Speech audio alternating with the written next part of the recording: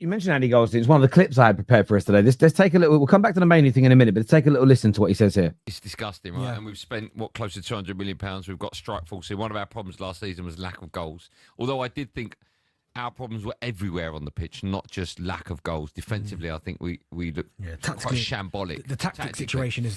I don't know where I'm going to start, but I'll start with, in no particular order, formations. 3 at the back is not working. I don't think it's ever going to work for Man United, right? And he can claim he hasn't got the players, but he's had windows to get players in. He bought 2 number 10s. We had Bruno Fernandes. We had a number 10. We didn't need 2 more. I understand that if you want to play in a style where you're getting rid of Garnacho and you're getting rid of Rashford, maybe these 2 players can replace them. I get that. I understand that. But the problems for Man United were not scoring goals, but also defensively, right? We haven't sorted out the goalkeeper. No. Onana looks like he's our second choice now. I don't know if we're doing this deal to bring in this Belgian young kid coming in, but I don't know if he's the answer. Also, all of a sudden you bring a young kid in and it's his job, his responsibility to stop. By the way, 23 years old is not a young kid. Just want to point that out, Mr. Goldstein. Conceding goals, and also being in goal from Manchester United. By the way, it's massive. It's massive. And you've got someone like Donnarumma. Apparently, he's in talks with Man City, he's getting, especially off the Trafford. Oh, I feel sorry for him. Carry on. Again, but goalkeepers playing it out from the back always going to get caught. That's the manager's decision, not the goalkeepers. But I just can't. I think I was talking to Anil's in there. He's a Man United fan. We were chatting earlier on. We were both crying on each other's shoulders. But we're talking about the squad that we've got and the players we've got. And we've got a team that can play 4-3-3. We've got that team. The 3 in the middle of the park would be Kobbie Mainoo. If Kobbie Mainoo is allowed to leave Manchester United, everyone needs to look at themselves. That'd be disgusting to let a young kid who played for England in the final of the Euros, let's not forget that, looked fantastic. We did a whole show. Did he score in the FA Cup final? He did for Man United, yeah. Obviously, Man United. We did a show before the Euros, and the question was, who's England's most important player? And I said Kobbie Mainoo, and people laughed at me. And through that Euro campaign, it looked like I was right. He was a real... No, but he was in the conversation. Yes, he was an important part of England, right? Yeah. Now he's not getting a look in, and that means he wants to leave, supposedly. If we let him go, it'd be a travesty, right? Pathetic. The tactics are the issue. I've seen a lot of people talk about the tactics being the issue. What's your reaction to that? Well, my reaction to that is that I should get some sort of fee for having to listen to that shit. I mean, like, me and him on the same screen will never happen because the guy is full of shit. Yeah, I mean, it just embodies, and there are even people in the chat saying he's talking sense, and that's the problem. Like, there's people that think that's sense. So, Man United are selling Mainoo, are they? No, they're not. Man United are not trying to sell Mainoo. They want him to sign a new contract. So, yeah, well done for your propaganda there. You know, generate a little bit more hate and agenda towards the club and the manager. Man United are not trying to sell Mainoo. You're talking about a game against Spain over a year ago. He had a bad season last year, by his own admission, for Ten Hag before and after with Amorim. So, Mainoo needs to prove himself. I want him to play, but he needs to prove himself. Why are we talking about Spain? And then the creme de la creme, the cherry on the cake, from Prattstein, is talking about a 4-3-3. I mean, 3 at the back's never going to work. Why? Why is 3 at the back never going to work? It worked very well against Arsenal last week. The keeper fucked up. It worked really well against Fulham for about 20 minutes, and we actually got a draw. So 3-4-3 is not going to work, despite, you know, us drawing at Fulham, who are a good team, and messing up because of the goalkeeper. And we need to go to a 4-3-3, which these players actually were bought for. Most of these players are 4-3-3 players. And the reason we're not playing 4-3-3 is because they're shit at it and they got the 4-3-3 manager sacked. So we should go back to the 4-3-3 with the players that suit the 4-3-3, who got the 4-3-3 manager sacked, and we should play 4-3-3 with a manager that doesn't play 4-3-3. And this is the hamster wheel of being a Man United fan. You know, I don't want to talk about this because it's so long ago, but Sir Alex Ferguson rebuilt a football club over 3 to 4 years where we were shit. We won the FA Cup, but we weren't that good. And then a dynasty was built. Now, we're never going to build that dynasty again, but if there's one lesson from that, why are we talking about Ruben Amorim? Why is he talking about Lemens and Ruben Amorim? Why is he talking about the midfield and Ruben Amorim? Have you ever thought that Ruben Amorim doesn't negotiate and doesn't get the players? And maybe Ruben Amorim said, I want Donnarumma. He definitely wanted Baleba. I want 2 number 10s and I want a striker. And United went, yes, we'll get them all. They get the striker, they get the 2 number 10s and went, we've run out of money. We can't get you the midfielder and the goalkeeper. And Amorim goes, You should have got me the midfielder before you should have got me another number 10. So it's always the manager's responsibility. And this happens every single year. As soon as the football starts, everything's the manager's fault. Yeah. Transfers, sales, everything.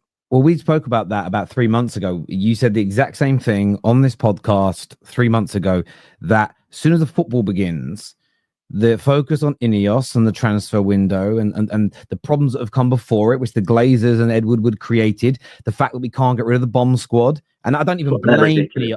I don't even blame Ineos for that, because they're between a rock and a hard place for something they didn't even create. All 100%. of that is forgotten, and it's all on the manager. Now, interesting thing about the tactics is that I was reading something last night because I wanted to just get away from football, and it was a great blog, article, blog, whatever you call it, and it was titled "Your value is in identifying the problems, not solving it." And it was almost satirical in many ways, and a little bit satire about people in life that just moan about problems but can't find a way to resolve it. And you do any research into problem solving, which is essentially, we're part of that. Part of what we do as fans is we identify a problem and we suggest ways and we push ways that we think can solve it. Whether it actually has an impact on the club or not is up for debate. Some people believe that it does. Other people think it doesn't. But there we go. But for me, we spend so much time and we waste so much effort focusing on symptoms and not the problems. I think we waste so much effort and resource chasing bad solutions. And as you've just said, I'm actually not Amorim in, Amorim out, Amorim adjacent. I'm not actually that worried whether we sack him today or in 2 years. I am more worried about the project and the rebuild. Are we going to go in a brand new direction again? Are we going to bring in a manager that doesn't like the Cunhas and the Mbumos? Dangerous. You know, we've done this before. That for me is more my concern. So when people go, would you sack the manager or not? I'm going to be really honest. I think Man United fans still doing manager in, manager out debates. It's elementary. This is that's key stage 1, ABCs. Do you know your primary colours? I can't do it anymore, Mark. I can't have that debate. That can't be the whole debate. Some people love it though. Some people love it. They almost got their calendar mapped out, and the media definitely do. It's true. It's true. New manager comes in. Let's be positive. As soon as it starts going wrong, plant the seed so that you can be right. Transfer window, forget it. Just be positive about everything. Season comes back, start with negativity, build it. And look, unfortunately, we do live in a world. It's great that we've got Bundesliga rights. It's great that, there's X and all this, that. But ultimately, it also gives platforms to people who can set their own agenda and they will never change it. There are Arsenal fans that are actually Arteta out. And will plug, they are Arteta out. And you're like, they should be ridiculed. They should be shut down. But actually, they do cater, in fairness, to a certain audience, and it will never change. And United are the same. This cycle benefits them. Maybe it's a financial thing. I don't know, but it benefits them to just go round the cycle. And I don't want to be on that cycle. I don't even think about sacking a manager because I look at a board that made a decision that when they made it last November stunned me. I was like, because I know who Amorim is. I was like, he's a 3-4-3 manager. So they're gonna have to rebuild this entire club. But we're not even halfway there yet, And for me, that's also my biggest fear in this is that we all knew, a lot of us understood that this is going to be a long, hard slog to build a squad that's capable of winning the league, because that's the end goal. We're ripping the entire script up. We're changing every facet of the way we play football. And we're less than a year into it. We haven't had a great summer in the window, which this is the thing that gets me. People now saying we've hired a dud manager were the same people just 3 weeks ago slagging off Ineos for having an awful summer and not buying the team that's needed. And I heard you say something yesterday, and it's so true.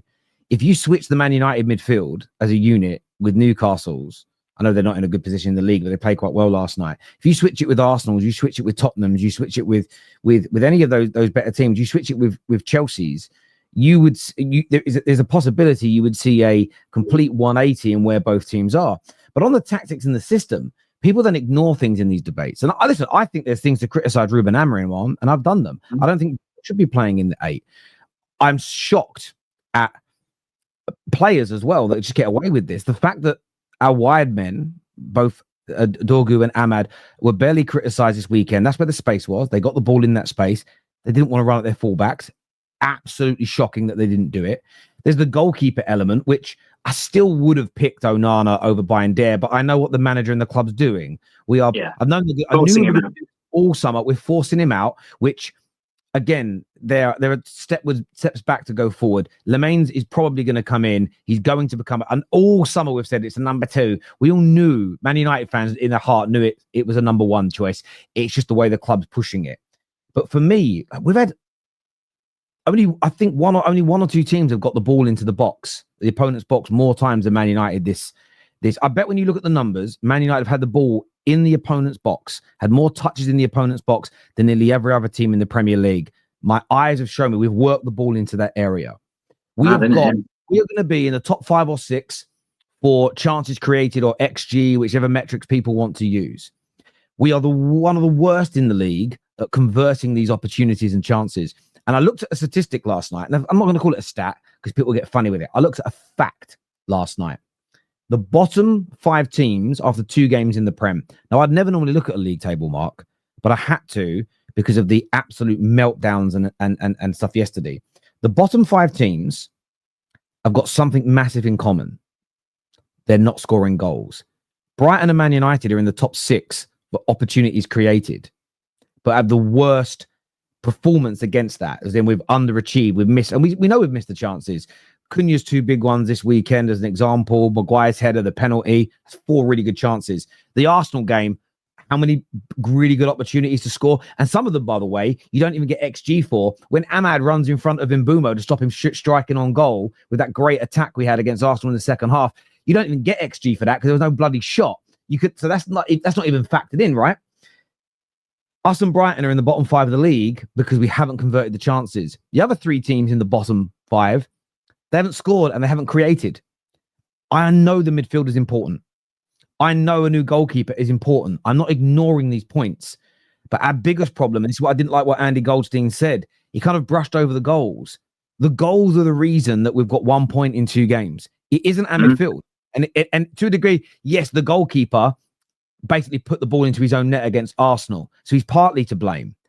But we had the opportunities to equalise. We had the opportunities to go ahead. We had the opportunities to equalise and win all of these games. And as much as Fulham spoke about after the game, they knew how to get through us. They created 1 good opportunity in the first half, which Bayern saved. And then there was the goal. And that goal doesn't happen if 1, the low doesn't have a stupid touch. 2, if Bruno stays with his man. That had nothing to do with 3 at the back or 2 in the middle.